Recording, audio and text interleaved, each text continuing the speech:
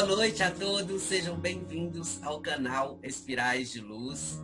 Graças à nossa equipe maravilhosa Espirais de Luz. Hoje o assunto é um assunto que uma amiga minha pediu. Eu quero mandar um beijo para Adriana Gutz, que faz parte da equipe Espirais, que sugeriu o tema. E o tema de hoje é Jesus, o Messias da humanidade terrestre.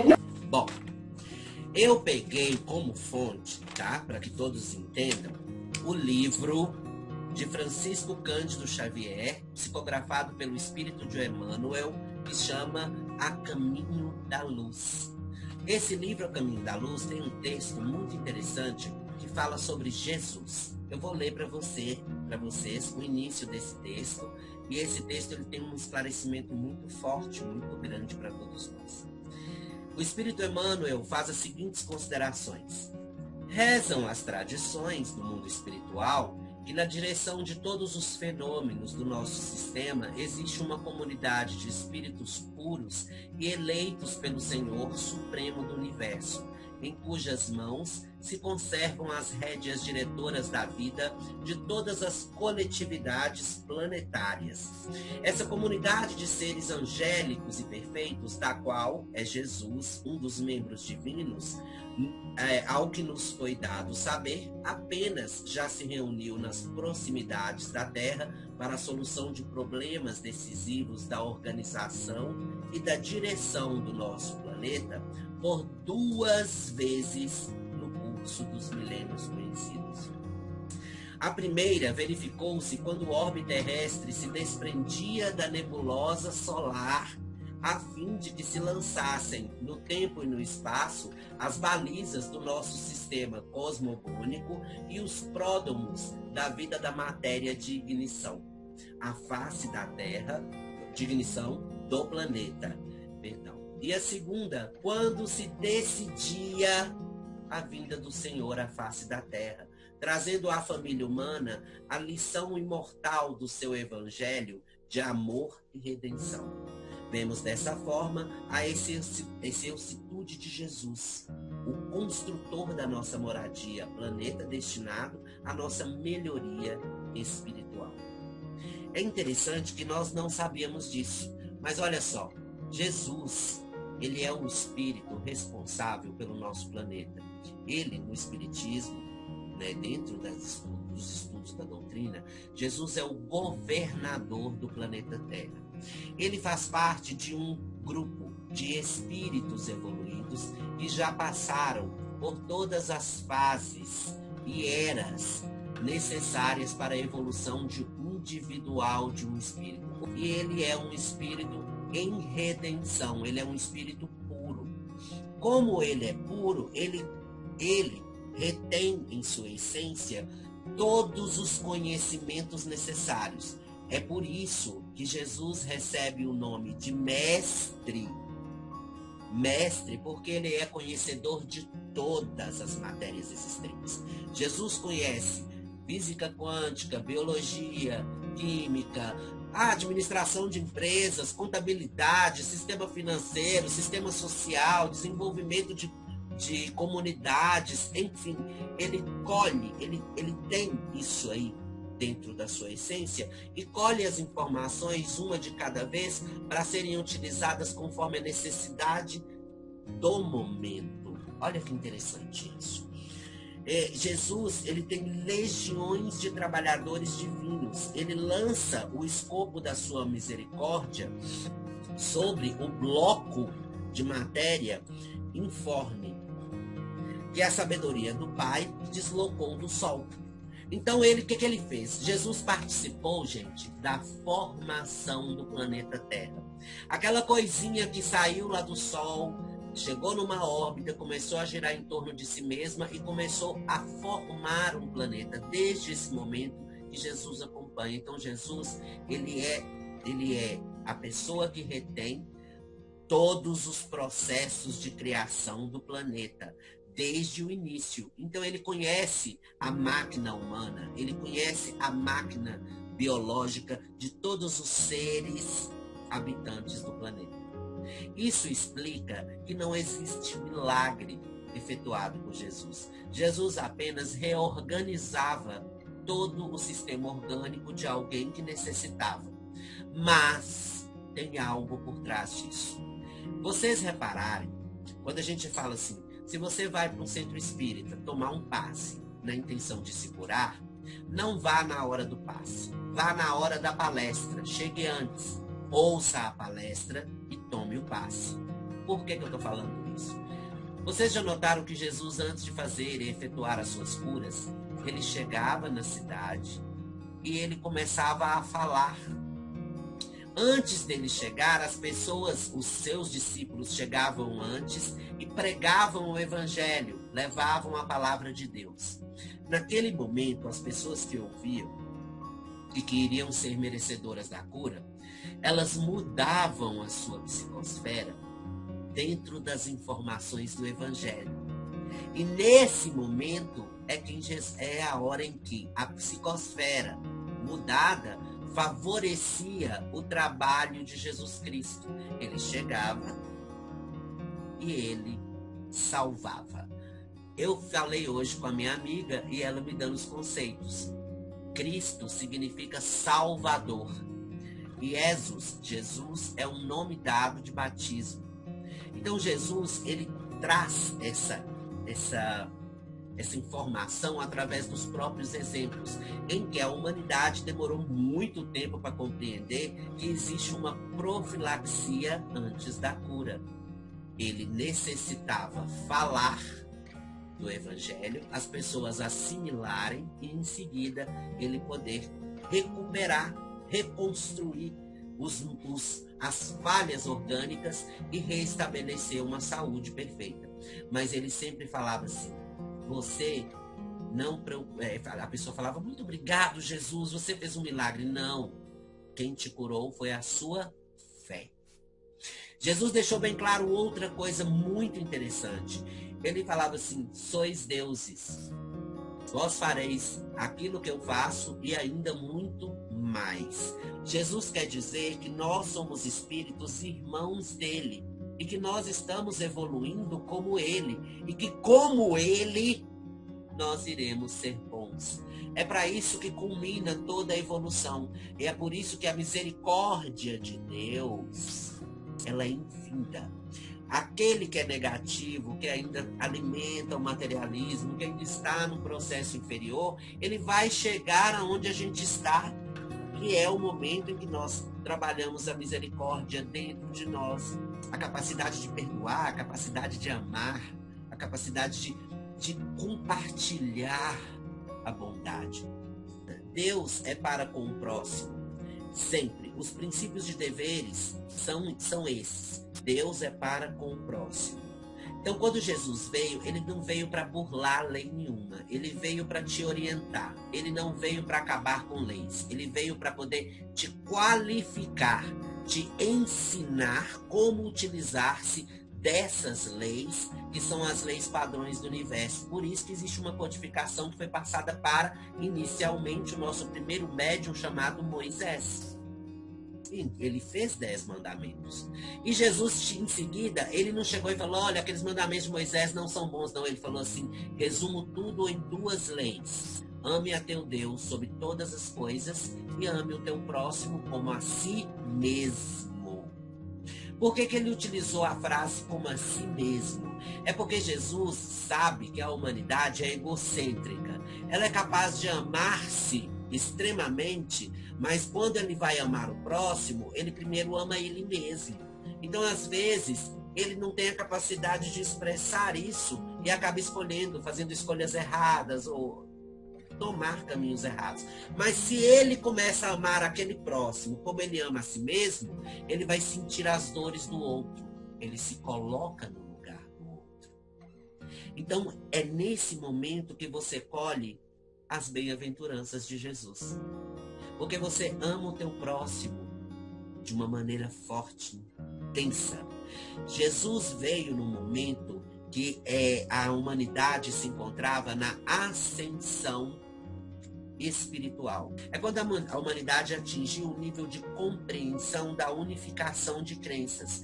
No momento que Jesus veio, existiam muitas religiões politeístas, existiam muitas congregações que algumas alimentavam que o materialismo era a solução, e enfim, sexualidade, muita coisa difícil. Então Jesus vem nesse momento, que era um momento violento, para trazer um conceito que se chama perdão. O perdão, ele é todo concentrado no ato de amar. Quando você ama, você não julga, você não qualifica ou desqualifica, você simplesmente ama. E você faz as coisas por amor. O Cristo vinha trazer ao mundo os fundamentos eternos da verdade e do amor. Sua palavra mansa e generosa reunia todos os infortunados e todos os pecadores. Ele escolheu os ambientes mais pobres e mais desataviados para viver a intensidade de suas lições sublimes, mostrando aos homens que a verdade dispensava os cenários suntuoso dos areópagos, dos fóruns e dos templos, para fazer-se ouvir na sua misteriosa beleza. Jesus não veio numa carruagem de ouro. Jesus veio ele nasceu numa manjedoura, num estábulo. Ele queria falar que não necessariamente você tem que vir munido de muita matéria para ser ouvido, mas sim de muita espiritualidade para ser notado. Quando você é muito espiritualizado, você é menos denso na matéria. Você se cosmifica. Você simplesmente começa a se tornar uma pessoa mais etérea e menos material. E nesse momento, você compreende todos os seus sentimentos e sensações que são necessárias para a sua própria evolução. Mas uma observação, ele combateu pacificamente todas as violências oficiais do judaísmo, renovando a lei antiga com a doutrina do esclarecimento, da tolerância e do perdão. Espalhou as mais claras visões da vida imortal, ensinando às criaturas terrestres que existe algo superior às pátrias, às bandeiras, ao sangue e às leis humanas. Sua palavra profunda, enérgica e misericordiosa refundiu todas as filosofias, aclarou o caminho das ciências e já teria irmanado todas as religiões da terra se a impiedade dos homens não fizesse valer o peso da iniquidade na balança da redenção. A mensagem cristã, ela causa impacto por ser linda, ser cristalina.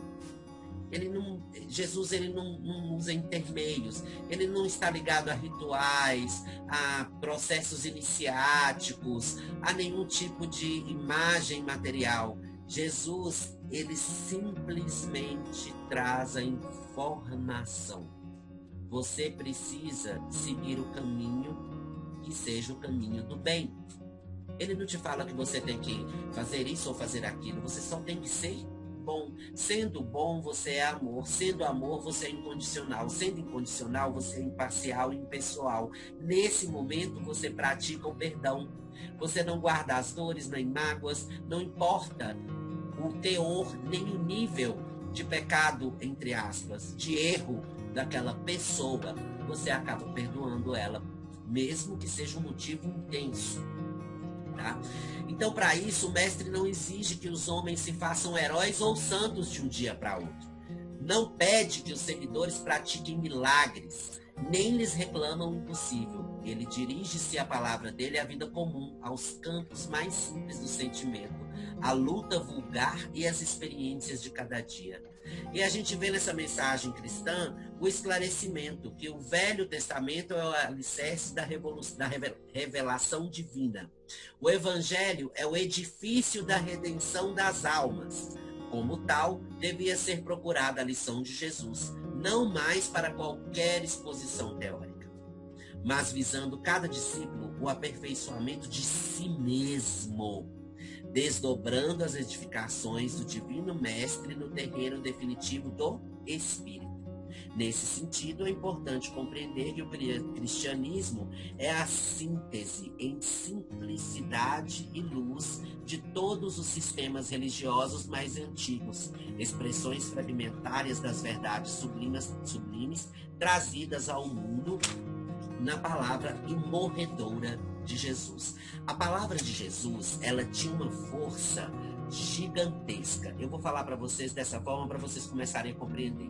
Quando Jesus ele parava para poder falar sobre o Evangelho de Deus, ele parava em lugares onde acumulavam, vamos supor, 300, 500, 600 pessoas. Então você imagina que de onde Jesus estava até a última pessoa distante dele, né? Se ele falasse num tom manso, as pessoas não iriam ouvir.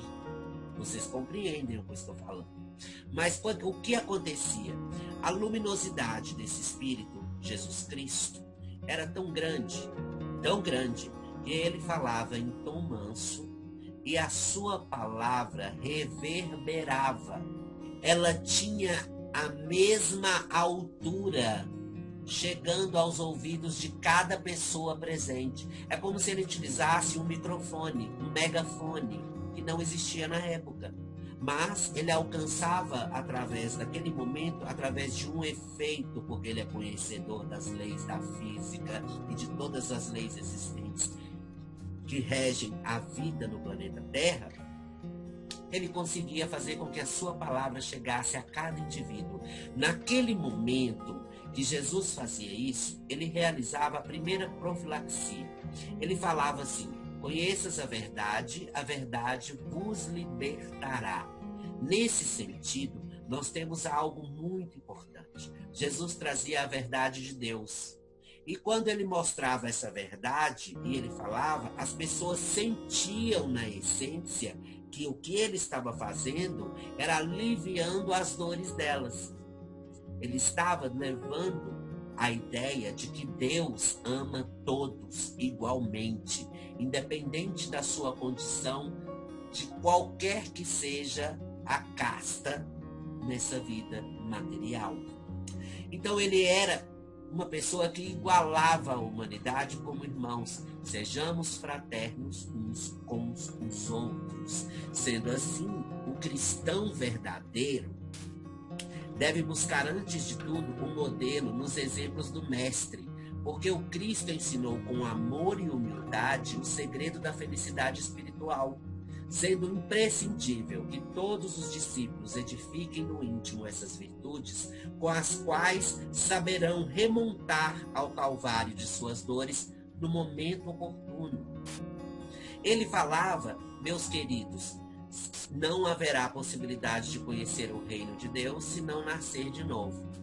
As pessoas entendem isso como batismo. Nós, espíritas, entendemos que ele estava falando sobre a reencarnação, a pluralidade de vidas. Ou seja, Jesus deixou bem claro que à medida que nós fôssemos vivenciando aos poucos cada processo de vida, assumindo aquela responsabilidade de evolução, de crescimento, de melhoramento, que nós chegaríamos a um momento em que nós seríamos como ele. Jesus é o governador do planeta Terra. Jesus é o responsável por cada vida existente, cada espírito que está aqui na atmosfera do planeta, vivendo esse momento de agora, é responsabilidade dele. E ele entende que nenhum sofrimento na matéria, na verdade, é indispensável. Porque você precisa passar por isso para poder dar valor à própria vida, para poder aprender. Então, sofrer aqui ainda é uma necessidade, mas nós estamos saindo da era de provas e expiações, onde nós resgatamos todos os nossos problemas e temos a misericórdia do Senhor da vida, que é o nosso Deus, para podermos nos melhorar. E estamos indo para a era de regeneração. Na era de regeneração, os espíritos estão mais purificados. Então, alguns sentimentos negativos vão se deteriorar, como o egoísmo, como a vaidade, a ânsia do orgulho, né? A ansiedade em si. Todos esses sentimentos vão se dizimar porque na era de regeneração, a lei do amor, ela é aumentada.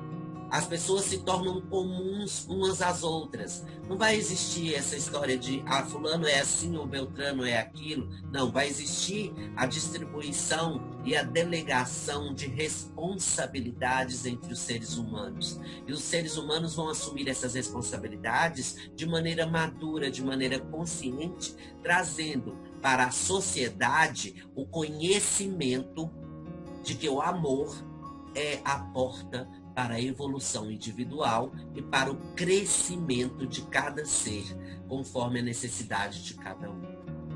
Então, quem é Jesus? Jesus é o nosso exemplo maior, é a nossa meta. Vocês já viram os coaches da internet falando que a gente tem que estabelecer metas? Então estabeleça uma meta agora na sua vida. Seja como Jesus. Mantenha-se cada vez mais próximo a essa energia evolutiva de grande teor, de grande conhecimento, de grande inteligência e que também traz o sentimento de amor purificado e incondicional em sua essência, fazendo a partilha do amor ao próximo. Vamos orar por aqueles que sofrem. Vamos orar por aqueles que realizam atos negativos. Por aqueles que magoam as pessoas, que maltratam animais, por aqueles que governam mal, por aqueles que governam bem. Enfim, vamos ser o coletivo. Essa é a intenção. Todos nós somos uma coisa só. Nós somos a humanidade. E a humanidade, nesse momento, precisa de perdão, de amor, de compreensão e fé. Sejamos isso. Sejamos a fé que o mundo precisa, porque é fé que nos aproxima do nosso governador, Jesus. Muito obrigado pela sua atenção. Eu espero que a mensagem tenha sido muito bem entendida. Quem é Jesus para nós, não só espíritas, mas para aqueles que praticam a doutrina dos espíritos. Deus abençoe todos vocês. Não esqueçam de curtir o nosso canal Espirais de Luz. Curtir a página do Facebook Espirais de Luz. Se inscrever no canal do YouTube, ativar o sininho, porque sempre tem palestra lá. As videopalestras são gravadas e editadas e colocadas, publicadas para a sua disposição, para o seu conhecimento. E vem com a gente sempre, agradecendo a equipe Espirais de Luz sempre. Beijos de luz. Até a próxima.